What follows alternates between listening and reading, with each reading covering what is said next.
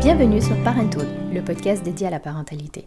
De l'envie d'avoir un enfant à sa conception, de la grossesse à l'accouchement, du postpartum au début et difficultés de l'éducation, ce sont des mamans et des papas qui viennent témoigner et partager avec nous leur vécu et leurs expériences, mais aussi des professionnels qui répondent aux questions que l'on se pose. Ici, on apprend, on se rassure et on déculpabilise. Alors, on respire un grand coup et c'est parti. Je suis sûre que nombre d'entre nous qui ont voulu porter leur bébé en écharpe la première fois ont vraiment eu du mal à installer le dispositif.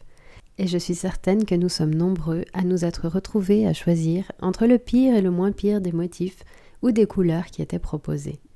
Et si maintenant je vous disais simplicité, qualité et élégance, ça vous parle ? Eh bien ce sont les valeurs de la marque Jolinou. Cette marque suisse qui a vu le jour en 2020 propose de sublimes ringsling, des écharpes de portage de qualité, faciles à utiliser, fabriquées en Suisse et à prix raisonnable. Et ce n'est pas tout.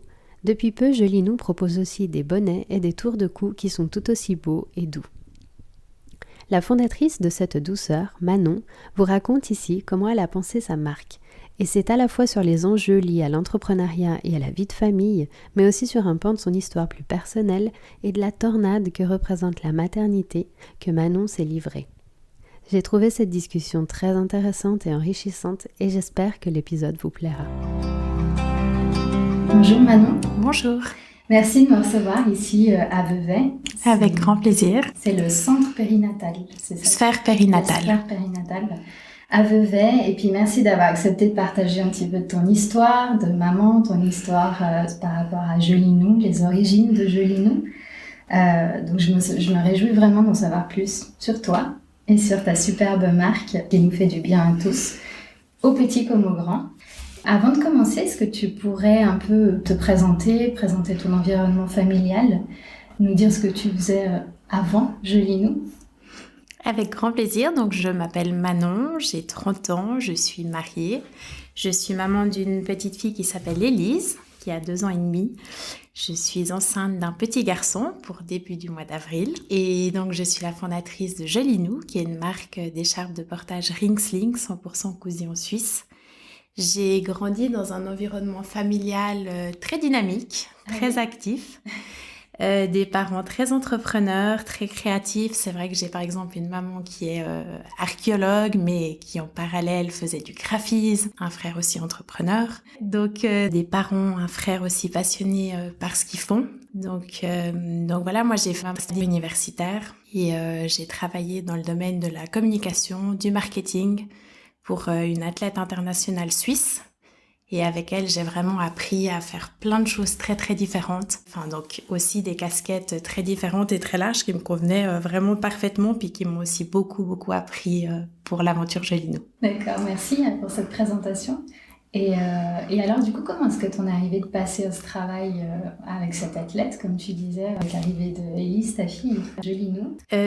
C'est un projet qui a mûri vraiment sur plusieurs mois, déjà quand j'étais enceinte de Élise, où j'ai très vite compris que j'allais vouloir porter. J'ai commencé, comme tout parent qui se prépare à une arrivée d'un enfant, à se renseigner sur plein de marques, sur plein de choses qui se font. J'en ai tout de suite parlé à ma sage-femme, Marisa, qui est dans le projet aussi Jolinou depuis le premier jour. Et puis du coup, on en a parlé pendant ma grossesse. Puis après, il y a eu l'accouchement, il y a eu le postpartum. Parce qu'à ce moment-là, tu t'étais déjà dit, en fait, quand tu as fait tes recherches, tu n'as pas trouvé le produit qui convenait à tes besoins. Exactement, j'ai pas trouvé le produit qui convenait à mes besoins, qui est élégant, qui est chic, que je pourrais utiliser, qui est physiologique. Marisa m'avait fait des démonstrations, puis je lui ai tout de suite dit, mais est-ce qu'il y a quelque chose de chic, d'élégant, sans trop de motifs? Et voilà, c'est vraiment de là qu'est née l'envie de créer Jolinou, en se disant, mais il y a quelque chose à faire. Et puis là, bim, surprise, Covid. Non, c'était déjà... Le Covid était déjà là, était déjà bien ancré, parce que Élise est née en plein pendant le Covid, au mois de juillet 2020. On a laissé passer plusieurs semaines, plusieurs mois, parce que voilà, le temps passe vite quand on devient maman. Puis en fait, le portage m'est très revenu vite en tête, tout simplement parce qu'Élise n'a pas été un enfant facile dès le début. Bon, je pense pas qu'il y a des enfants faciles dès le début, mais disons que ça a été plutôt compliqué pour moi aussi personnellement, parce qu'elle pleurait beaucoup, elle avait beaucoup besoin d'être à bras, donc Le portage, il est très vite revenu en ligne de compte. Donc, on en a reparlé avec Marisa. Et puis là, j'ai dit non, mais c'est pas possible. Il faut qu'on crée une marque. Il y a quelque chose à faire. Il y a un marché. Donc, le projet Jolie Nous a vraiment commencé au mois de novembre 2020. Donc, 4-5 mois après sa naissance.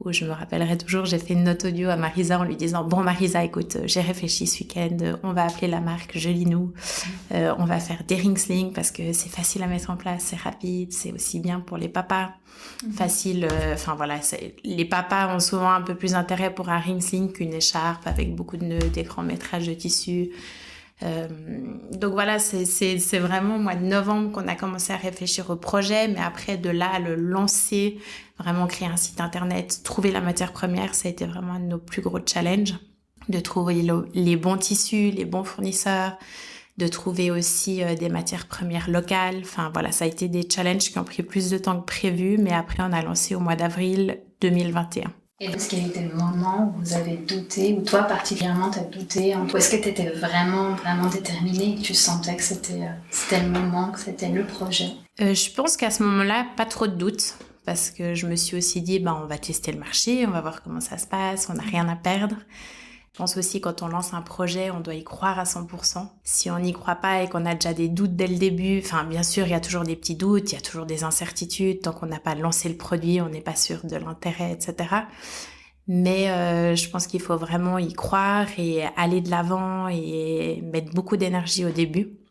Et donc à ce moment-là, je dirais que non, pas trop de doutes. Et franchement, on a foncé dans le projet avec Marisa et on s'est dit, allez, c'est parti, on va créer un site internet. Donc on a aussi mis nous les mains à la pâte et essayé de faire tout par nous-mêmes en fait, parce qu'on n'avait pas de budget non plus, ou très peu des moyens d'investir dans cette entreprise-là.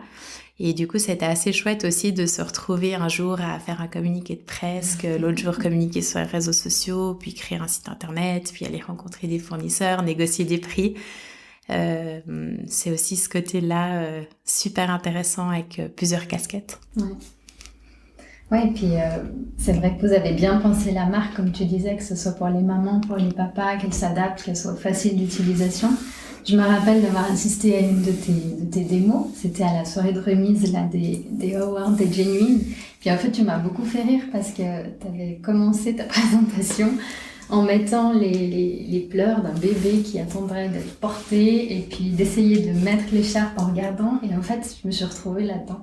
Parce que ce soit pour moi ou par rapport à ma fille ou son père, on était ensemble, ou alors séparément, on essayait vraiment d'installer cette écharpe qui faisait je sais plus combien de mètres de long, en suivant le tuto avec la petite qui pleurait à côté, et puis tu sens que t'es dans l'urgence, et puis voilà, des fois tu t'es pas sûr de le faire bien, et voilà, donc là vraiment tu m'avais vraiment marquée, je me suis dit, ça correspond vraiment à ce que les parents ressentent et vivent, donc là il y a un produit qui est vraiment pratique pour le coup. Et c'est aussi ce qu'on s'est dit en lançant le ring sling, on s'est dit c'est un moyen de portage qui est, je dis bien entre guillemets, facile à mettre en place, rapide à installer. Bien sûr, on conseille toujours de prendre un cours de portage pour être 100% à l'aise, connaître les points de sécurité, les éléments importants, etc.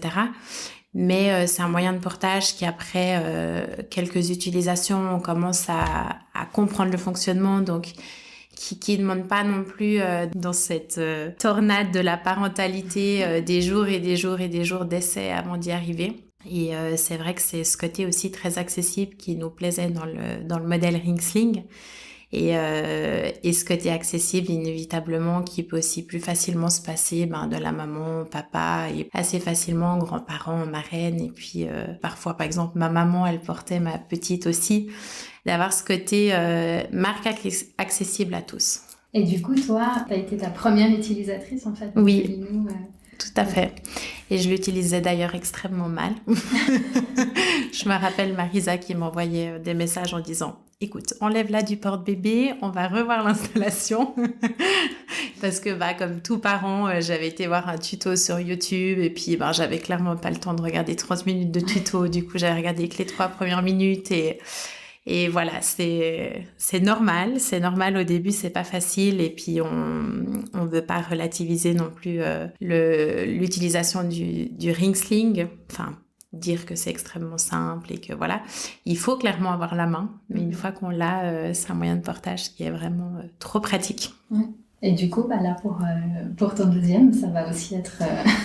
Il va être porté, mais à gogo. Et t'as dû ressentir du coup dans tes proches aussi l'engouement, j'imagine, des parents qui ont dû être ravis en fait d'avoir ce produit là qui facilite la vie quand même et qui est sûr une fois que tu sais l'utiliser, que t'as pris la main, mais t'as dû rapidement voir en fait les gens autour de toi qui s'intéressaient à Joli Nous. C'est clair, et puis c'était aussi assez chouette parce que on a eu beaucoup de naissances aussi à la suite de Joli Nous. D'amis, de connaissances. Bien sûr, on a aussi une communauté qui avait des bébés. Et puis, c'est vrai que c'est trop chouette de voir l'engouement, la motivation. Et puis, ces parents aussi qui connaissaient pas ces moyens de portage et puis qui l'utilisent maintenant au quotidien. Et qui nous écrivent tous les jours en disant c'est trop bien d'avoir les mains libres, de pouvoir continuer nos activités quotidiennes. Et c'est clairement précieux. Et qu'est-ce que ça te fait, toi, du coup, de voir tes produits, en fait, portés, utilisés, ou quand tu les vois, par exemple, dans une boutique, ou même que tu vois que Coca, par exemple, propose une offre avec tes produits, ça doit te faire quelque chose? Ouais, c'est toujours beaucoup d'émotions. Je me rappelle les premières fois où j'ai vraiment croisé par hasard au bord du lac en été nos produits sur des parents qui portaient. Et ouais, c'est clair, c'est beaucoup de satisfaction de se dire, c'est pas seulement mon produit qui me plaît à moi et ma marque, mais c'est quelque chose qui devient vraiment communautaire et qui plaît aux autres, et c'est vraiment aussi le plus important. Et extrêmement reconnaissante aussi de la collaboration qu'on a eue avec nos boutiques aussi dès le début de la marque. Je me rappelle la toute première boutique qui nous a contactés, elle était prête à vendre nos produits sans se faire de marge parce qu'elle adorait notre concept, elle adorait que ce soit fait en Suisse, vraiment spécialisée dans le portage, qui adorait aussi nos matières premières, la philosophie de la marque, et aussi extrêmement reconnaissante d'avoir croisé le chemin de ces personnes avec qui on bosse toujours maintenant, et on a pu aussi grandir ensemble en 1 an et demi, bientôt 2 ans. Donc voilà, puis la collaboration avec Coca sur 2-3 éditions en 2021-2022. Et beaucoup de satisfaction. Et maintenant, de façon un petit peu plus personnelle, comment est-ce que tu vis ta deuxième grossesse en ayant pris confiance en toi, j'imagine, en tant que maman par rapport à la première fois? Et puis aussi sur le plan de l'entrepreneuriat, en tant que maman entrepreneur, comment est-ce que tu vis en fait cette grossesse et puis ton congé maternité qui va arriver? Grossesse qui se passe bien, donc ça c'est chouette, je suis assez en forme, j'ai pas eu trop de nausées, de maux de grossesse, donc c'est précieux quand déjà on a un premier enfant devant, mais aussi quand on est actif. Et plutôt grossesse sereine, je dirais, en comparaison à Élise, où c'est clairement la première grossesse, c'est beaucoup de découvertes. Je trouve que la deuxième grossesse passe extrêmement vite, extrêmement vite aussi au vu des activités qu'on a. Mais ça se passe bien, c'est un challenge de prendre du temps pour moi. Je pense que c'est vraiment le plus gros challenge là que j'ai actuellement, c'est de me dire que j'accouche dans 2 mois et qu'en fait j'ai finalement eu très peu d'heures à me consacrer à moi-même, et c'est vrai que ça c'est totalement différent de la grossesse avec Élise, mais ça se passe bien. J'ai plus peur du postpartum où je vais vraiment devoir gérer avec mon mari Élise, un deuxième bébé nouveau-né et une entreprise. Mais on verra. Et justement, à propos de ça, est-ce que tu sais déjà comment tu vas t'organiser? On essaye d'anticiper un maximum avec Nora qui travaille avec moi, de mettre en place les choses maintenant. Mais honnêtement, je sais pas comment ça va se passer. J'aimerais bien sûr faire un break, en tout cas de 2 mois. Mais la réalité va peut-être être différente, je sais pas. C'est vraiment dur à dire maintenant, mais on verra. On croise les doigts. Et en parlant de Nora, oui. Quand est-ce qu'elle a rejoint l'aventure? Parce que tu as parlé de Marisa, du coup, en fait, Joli Nous, c'est pas que ton histoire, c'est ton histoire avec Marisa. Oui, voilà. Exactement. C'est chouette d'ailleurs d'avoir une relation aussi forte avec sa sage-femme. Mais par rapport à Nora, comment votre rencontre s'est passée? Alors du coup, Marisa, donc c'est vraiment la première personne qui a rejoint l'aventure Joli Nous, tout en sachant qu'elle travaille déjà en tant que sage-femme indépendante. Elle travaille à 100%, elle a aussi une vie de famille, elle a son projet ici, Sphère Périnatale, à Vevey. Enfin voilà, elle a aussi beaucoup de choses en parallèle. Donc je dirais que Marisa, elle m'aide beaucoup pour tout ce qui est développement de produits, des prototypes. Ensemble, on va aussi à Paris, au Salon international du tissu pour sourcer des matières premières. Enfin voilà, on est vraiment plutôt dans le développement de produits et elle a vraiment ce contact aussi beaucoup avec les parents, les familles à domicile. Elle donne des cours de portage, elle est sur postpartum. Enfin, elle a ce côté très sur le terrain que moi finalement j'ai très très peu. Et puis Nora, elle est venue, elle est arrivée dans un moment de l'aventure Jolinou qui était assez stratégique pour moi parce que c'était un moment où je commençais un peu à m'épuiser. On avait lancé Jolinou depuis presque 1 an et c'est vrai que je commençais à sentir que j'allais dans le rouge et que finalement j'avais plus trop de plaisir ni de communiquer, ni de développer des produits, ni d'aller de l'avant. C'était chouette, mais que si un jour on voulait vraiment développer plus l'entreprise, il fallait que je me fasse aider. Donc elle est arrivée il y a presque 1 an. Début février 2022 et puis voilà, elle m'aide pour plein de choses différentes, que ce soit la com, que ce soit aussi du développement de produits avec Marisa, que ce soit des newsletters, de la presse, enfin plein de challenges quand on lance son entreprise. Et puis je dirais que vraiment ce qui fait du bien quand on s'allie à du monde, c'est qu'on se retrouve plus toute seule dans son projet à prendre ses décisions. Qui finalement sont des décisions où on a pu en parler avec son entourage, avec sa famille, etc. Mais on en parle différemment quand c'est vraiment quelqu'un de l'équipe qui comprend les challenges profonds de l'entreprise, qui est aussi des transparents par rapport aux finances, par rapport à la compta, par rapport à plein de choses. Et c'est vrai que pour moi, c'est extrêmement précieux de s'allier à quelqu'un ou à plusieurs personnes pour pouvoir échanger, pour pouvoir décharger, pour pouvoir faire évoluer l'entreprise avec plusieurs avis aussi. C'est vraiment intéressant d'avoir ce regard en fait d'entrepreneur que tu nous donnes parce que c'est vrai qu'on a tendance à vouloir tout gérer en fait, toutes les facettes et c'est pas forcément évident de trouver la personne qui pourrait correspondre pour rentrer dans un projet, un peu comme quand tu as une famille et que tu veux avoir, on en parlait tout à l'heure, un autre enfant. Et que voilà, tu te demandes comment ça va arriver, comment ça peut casser un peu ton rythme ou autre. Si tu trouves la bonne personne, ça peut que t'aider à avancer, mais c'est pas évident de lâcher un petit peu, de réussir à partager en fait ce projet qui à la base est le tien. Exact, et puis c'est vrai que c'est encore quelque chose que j'ai du mal à faire, même si ça fait bientôt 2 ans qu'on travaille avec Marisa, 1 an avec Nora. Ça reste nos bébés, nos projets, ça reste ancré en nous et c'est dur de déléguer, c'est dur de se détacher de certaines choses, mais je pense que les choses se font aussi petit à petit. Ce qui est cool aussi, c'est que les challenges qu'on avait il y a 2 ans quand on a lancé ne sont plus du tout les mêmes challenges qu'aujourd'hui, donc on peut aussi sur différents projets déléguer des choses. Donc voilà, mais c'est clair que c'est pas facile et c'est pas encore acquis, même si je suis entourée et que c'est très chouette, ça se fait petit à petit vraiment.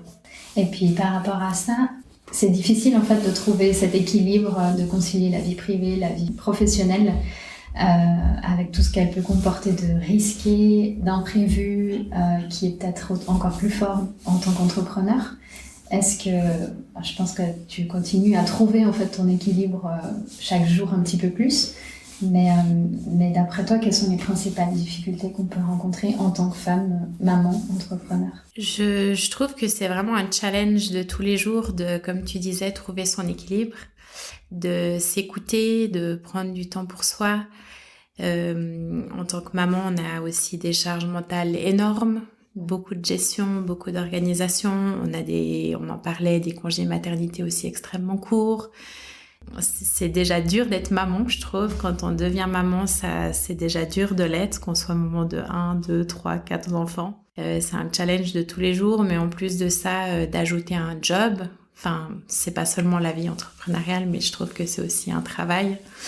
C'est un gros challenge de tous les jours, c'est une remise en question constante, c'est essayer de trouver des techniques pour s'en sortir, pour pas se surcharger, pour se faire aider. Et c'est vrai que j'ai pas vraiment de réponse. Je pense que c'est important aussi de s'entourer de gens qui peuvent nous comprendre, de réseaux de femmes entrepreneurs. Je pense notamment au Genuine, où c'est toutes des mamans ou des femmes qui sont entrepreneurs, qui ont les mêmes challenges que nous, où on peut vraiment échanger, essayer de trouver des solutions ensemble. Mais c'est pas évident.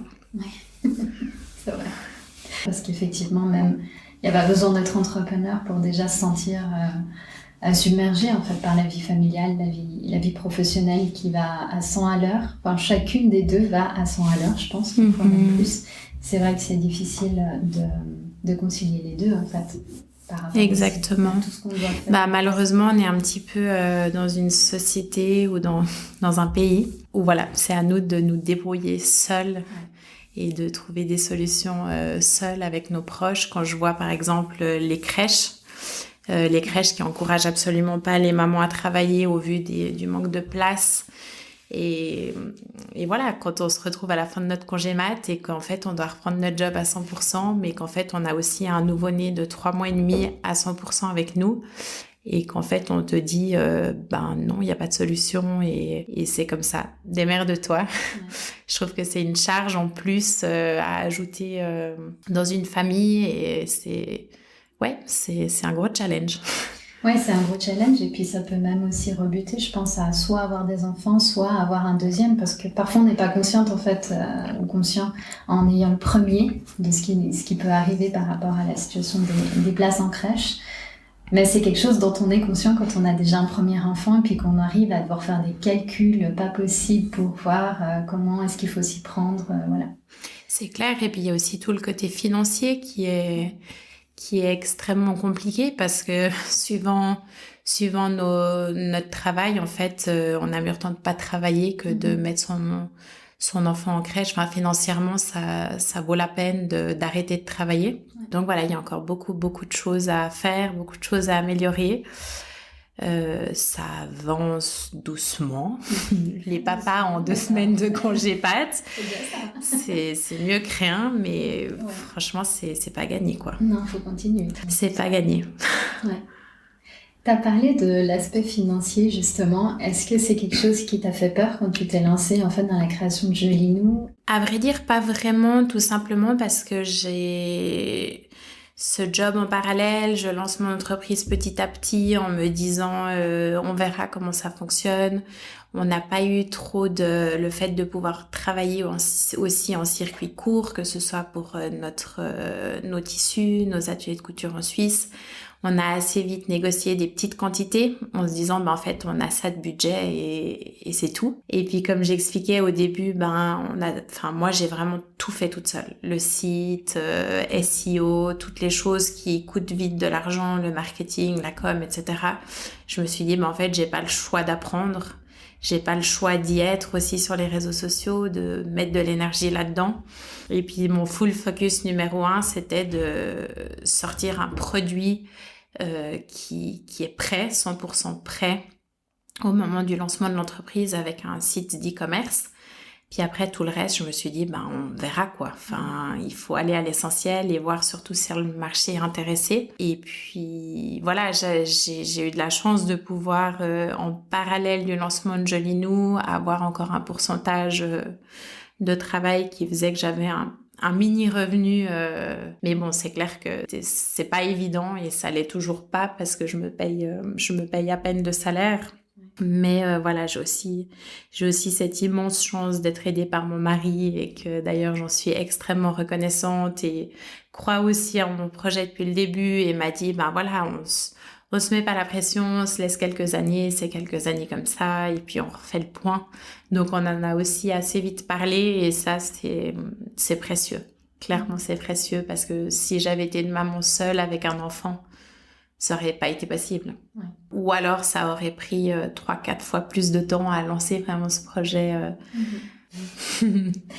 Et par rapport à cette histoire de crainte, Quelles ont été les réactions en fait quand tu as annoncé à ton entourage? Là, tu parlais de ta famille qui du coup est déjà très dynamique, très lancée et qui ose essayer, mais c'est pas toujours le cas. Donc, comment ça s'est passé quand tu as annoncé à ton entourage ton intention de créer Jolinou? Ça s'est bien passé. Vu que ça s'est fait aussi progressivement, c'est pas que j'ai annoncé en disant alors je quitte tout, je lance Jolinou demain et c'est comme ça que ça va se passer, on va vendre des écharpes de portage. Je pense que là, ça aurait été une pilule un peu moins digeste à digérer.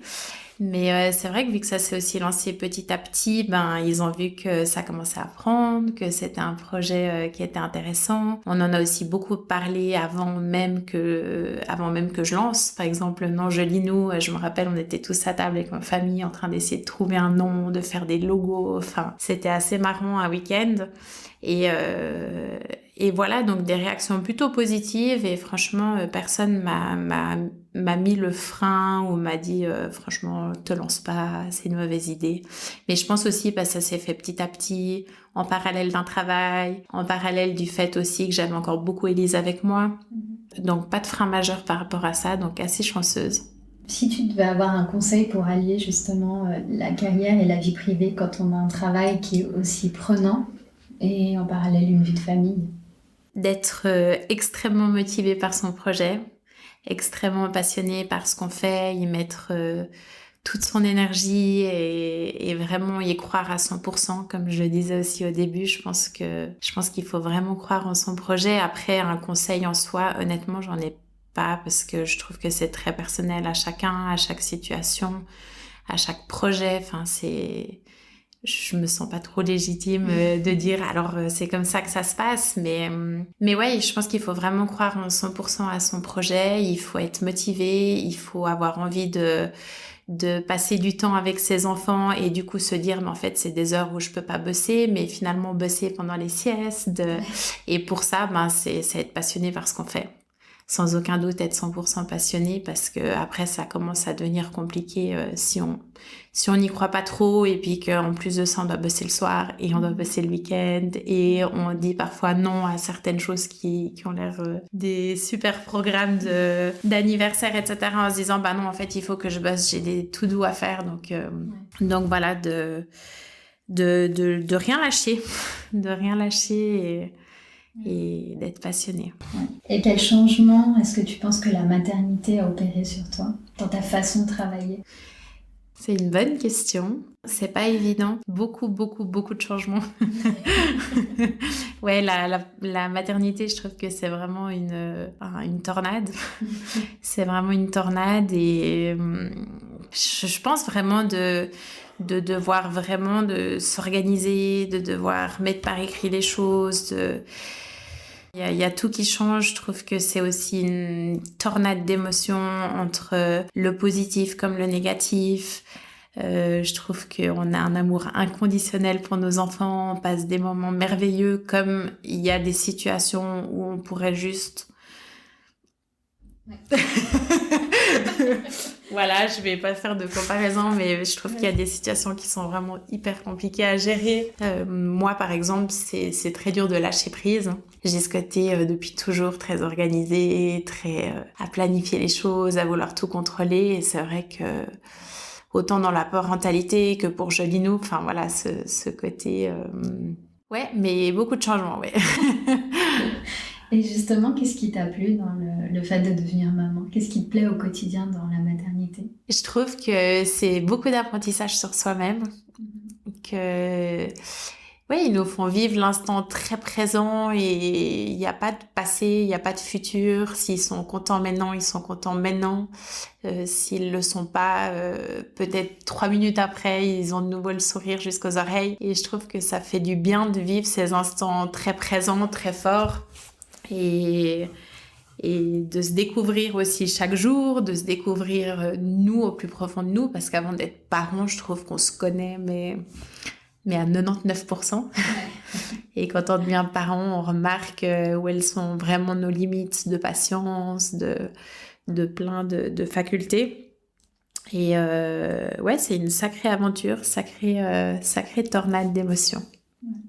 Enfin, je trouve au début, quand tu deviens maman, je trouve les changements, c'est ton corps, c'est aussi dans ton couple, enfin, il y a beaucoup de changements par rapport à tout ça. Puis après ça se restabilise, mais puis en fait, après, jusqu'à qu'il soit adulte, ce sera des changements pendant l'adolescence, pendant toutes ces phases aussi. Et puis avec un deuxième, un troisième enfant, t'as encore d'autres changements. C'est clair. T'as de nouvelles personnalités à gérer, à chaque fois de nouveaux challenges. Donc, Non, mais c'est clair. Et puis, je trouve que c'est des émotions tellement, tellement fortes qu'on a du mal à ressentir avant d'être parent. Qu'avant d'être parent, on ressent pas...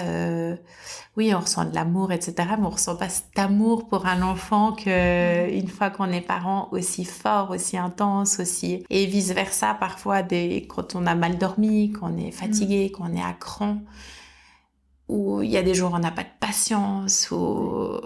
Enfin, moi, je me retrouve parfois à crier sur Élise où je me dis... Oh, après, je culpabilise à fond. Je me dis, mais elle a dû avoir peur de moi et tout. Enfin, c'est des choses qu'on ne faisait pas avant. Et en fait, ils nous repoussent dans des retranchements que parfois, on se dit, mais je suis comme ça. Vraiment été aussi loin dans nos limites, je pense, qu'avec la parentalité. C'est clair que tu pouvais approcher des limites au travail, dans les relations avec les autres, ou même dans ta famille, avec tes proches et tout, mais rarement comme ça. Avoir la responsabilité d'un tout petit être, et puis il y a l'image qu'on doit lui transmettre, il y a tous ces sentiments mélangés, puis comme tu disais, la culpabilité, elle est si puissante quand on devient parent, je pense que c'est très très difficile à gérer.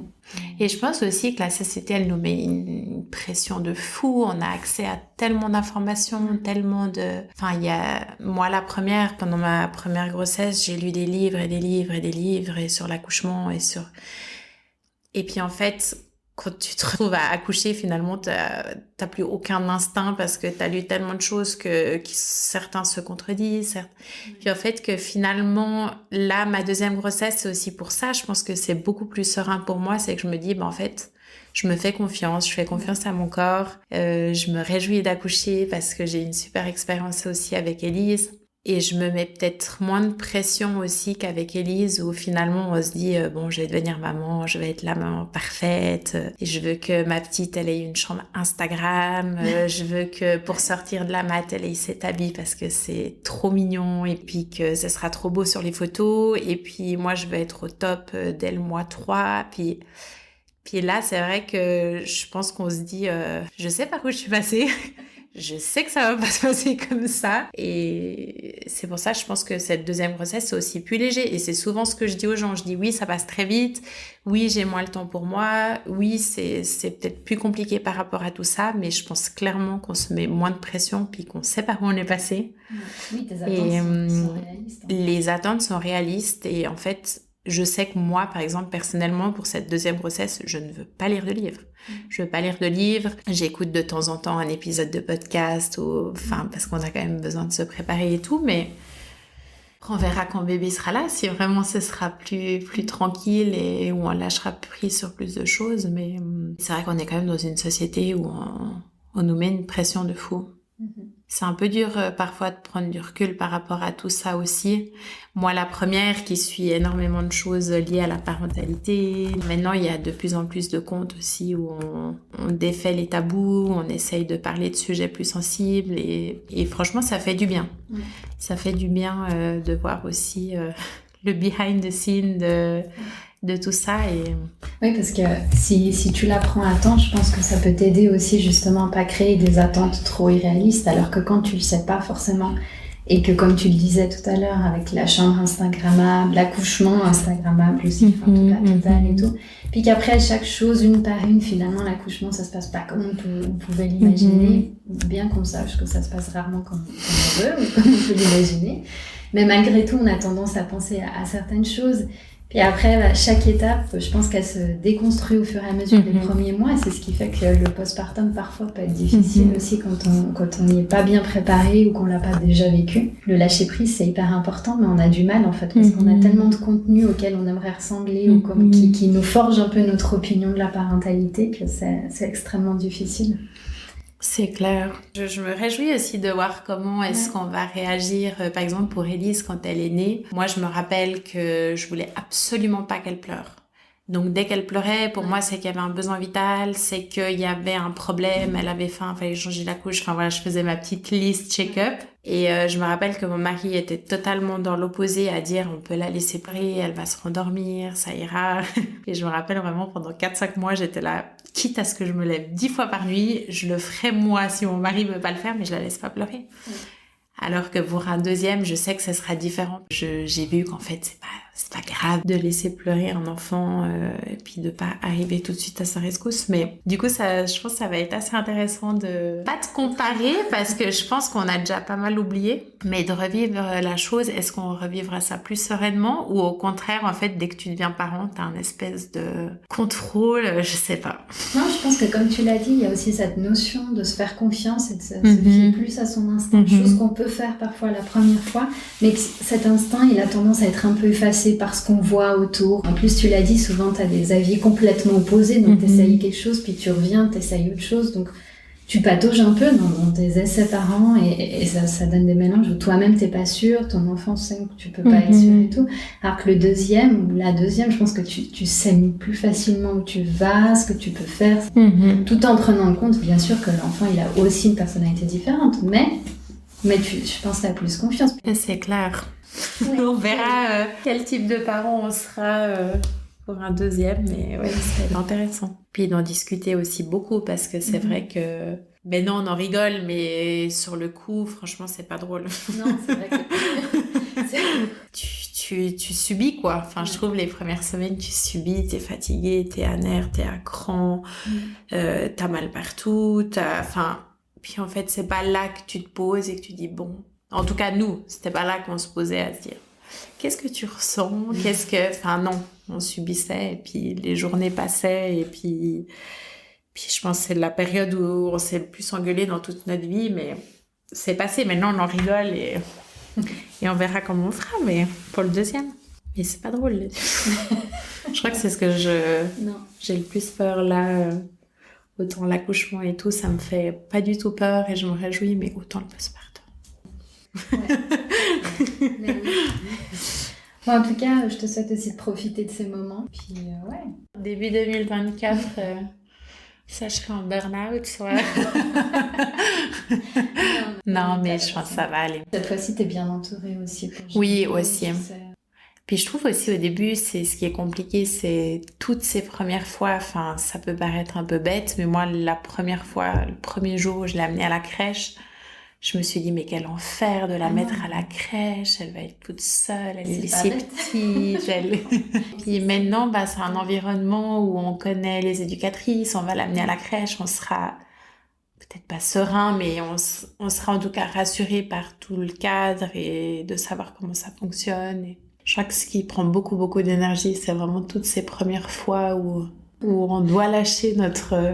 C'est comme la première fois où ton enfant est malade et puis que t'es paniqué, que tu vas te renseigner sur tout, tu vas tout faire. Et puis au fur et à mesure des fois, moi je vois la différence où les premières fois, tout était en stand-by. On arrêtait tous les deux de travailler pour être focus sur notre fille. C'était pas seulement un des deux, c'était les deux qui étaient en pause et tout. Puis maintenant, t'apprends à vivre un peu avec et puis on s'arrange. Et je pense que c'est vraiment l'image qui représente un peu la suite aussi de la parentalité, c'est que t'apprends à vivre avec. Non, mais c'est clair. Moi, je me rappelle aussi, j'avais des amis qui me disaient oui, elle pleure parce qu'elle a faim. Ou elle pleure parce qu'elle a mal aux dents. Puis moi, je me rappelle, j'étais là, mais elle pleure, mais j'en ai aucune idée pourquoi. Aucune idée. Bon, elle était petite, maintenant on est capable de savoir pourquoi est-ce qu'elle pleure. Puis en fait, moi ça m'hallucinait ces parents qui me disaient oui, elle pleure parce que moi je me disais mais moi j'en ai aucune idée de pourquoi mon enfant pleure et je le connais pas. J'ai vraiment ce sentiment genre je sais pas pourquoi ma fille pleure, du coup j'en ai aucune idée de qui c'est. Et c'est toutes des choses qui viennent et puis je pense qu'après qu'un deuxième, ça roule plus aussi. T'as plein de signes qui t'orientent alors que les premières fois tu patauges. Est-ce que je vais y arriver, est-ce que je vais savoir répondre, est-ce que je sais faire les choses, mais peut-être que j'aurais pas dû, peut-être que si et tout. Alors qu'en réalité, Puis je pense que tu vois déjà le 3e ou 4e mois, tu vois que les pleurs aussi t'arrives à plus facilement comprendre. Alors c'est clair. C'est l'angoisse totale. Ouais, il pleure et voilà. Moi, je me rappelle, ma fille aussi, elle pleurait pas mal. Et puis, Ouais. on la portait beaucoup. Ouais. Et comme toi, je voulais pas la laisser pleurer. Je la courais tout le temps. Je l'avais sur moi. Je travaillais en l'ayant sur moi. Je faisais pas mal de choses aussi. Et puis c'est ce qui l'apaisait, en fait. C'était les seuls moments où elle se calmait. Puis après, j'ai eu des réflexions. On m'a dit, oui, mais c'est ta faute, tu la poses jamais. Ouais. Donc, Elle va s'habituer, elle va devenir capricieuse, elle voudra plus dormir seule. C'est ça. Et puis en fait, je trouve que personne connaît mieux au monde que son enfant quand il est pas bien, quand il est malade. En fait, on doit s'écouter nous. On doit s'écouter nous et pas avoir peur de dire à la pédiatre ou même à d'autres personnes qui donneraient leur avis que c'est pas normal et que on ressent en tant que parent qu'il y a quelque chose de... Mais ouais, c'est... Après, t'apprends aussi, je pense, à... Est-ce que votre enfant dort? Oui, il dort très bien. Nickel. Avec vous, non. Surtout que les générations plus... j'ai l'impression nous, on est quand même une génération, on arrive à en parler assez ouvertement, mais nos parents, ils sont complètement hallucinés que notre enfant dorme avec nous, ou qu'on fait 1h30 pour l'endormir, pour les rituels, et... Enfin, ça fonctionnait pas exactement comme ça à l'époque, du coup... Non, c'est vrai. Mais c'est vrai que j'ai l'impression que nos générations peuvent quand même en parler beaucoup plus ouvertement et facilement. Après, il y a un peu toutes les écoles. Il y a des gens, tu préfères même pas en parler. Non, c'est ça. C'est pour ça, il y a des personnes, tu limites le sujet. Tu les évites. Mais c'est vrai qu'avec notre génération, il y a plus ces discussions et puis il y a plus aussi les papas impliqués aussi. Ça, c'est vraiment quelque chose de... Ouais. Non, mais c'est cool. Ça évolue, ça change et voilà, c'est comme on disait, c'est pas gagné, mais... On va vers du mieux. C'est petit, mais on avance. C'est clair. Ouais, on discutera avec nos enfants. À voir. Ils auront peut-être des congés parentaux 50-50. T'imagines? J'y crois pas trop. Parce que nos enfants, ils auront des enfants dans 25 ans. Au vu de la dynamique de la Suisse. Pas sûr. Mais bon, on refera le point. Ouais, on va espérer en tout cas. Bon, en tout cas, merci pour cette discussion. Plaisir. Merci. Et puis en parlant d'aventure, j'ai une dernière question. Par rapport à Jolinou, donc là, vous avez lancé récemment le bonnet. Oui. Super d'ailleurs. Merci. Le tour de cou. Oui. Tout récemment aussi. Ouais. Est-ce que vous avez d'autres projets, sans forcément les dévoiler, mais est-ce qu'il y a d'autres projets pour 2023? Ouais, bien sûr, il y a plein de projets qu'on est en train vraiment de mettre en place maintenant, vu qu'après, je serai en congé maternité printemps, début de l'été. Donc c'est vrai que maintenant on essaye d'avancer un maximum. On aimerait vraiment garder l'ADN de notre entreprise qui est le portage. C'est vrai que c'est toujours un peu le challenge quand on lance des nouveaux produits de se dire faut pas qu'on parte dans tous les sens, il faut qu'on garde une ligne directrice. Et puis c'est vrai que cette année 2023 elle va vraiment être concentrée sur le portage, sur un nouveau moyen de portage qui va, je l'espère, rentrer dans l'entreprise Jolinou en 2023. Et puis des petits projets parallèles, accessoires, comme on a pu faire avec les bonnets, les tours de cou, sur lesquels on est aussi en train de travailler. Il faut se dire aussi que chaque projet prend beaucoup de temps. Les bonnets, on a travaillé pendant 1 an dessus avant de pouvoir les sortir. Donc c'est vrai que ce qu'on travaille maintenant ne sortira peut-être même pas nécessairement en 2023, mais ce sera peut-être 2024. Donc, en plus de ça, avec ma pause congé mat, c'est clair que ça va aussi ralentir tout ça. Donc voilà, des projets, aussi pas mal de collaborations. Là, on a vraiment 2023 l'objectif d'être plus présent dans les centres de santé, dans les hôpitaux. On a commencé des très belles collaborations aussi avec des cliniques privées. Donc les projets, finalement, ils s'arrêtent jamais. Enfin, il y a des projets produits, bien sûr, mais il y a des projets collaboration. Il y a plein de choses qui se mettent en place. Donc voilà, c'est cool. On se réjouit de faire le point en début de 2024 et se dire, voilà ce qui a été mis en place en 2023. Mais ouais, on travaille sur pas mal de choses. Ok. Merci. Et puis merci de créer des produits pour les parents, pour les enfants, les bébés. Donc merci pour votre travail. Avec plaisir. Et puis tout bon pour la suite, tout bon pour l'arrivée de ton deuxième petit beau. Merci. J'espère que tu arriveras à en profiter. On refera le point début 2024. Avec plaisir. Merci beaucoup. Merci à toi.